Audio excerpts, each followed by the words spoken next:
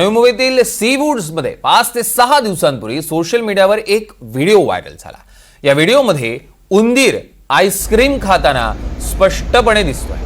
मात्र हा video viral होताच 7-Eleven आईस्क्रीम पार्लर मॅनेजमेंटकडून बंद करण्यात आलं। 7-Eleven आईस्क्रीम पार्लर मधली ही दृश्य आपण बघतोय। इथे आईस्क्रीम पार्लर मध्ये उंदीर आईस्क्रीम खातोय आणि हा व्हिडिओ आता व्हायरल झाला।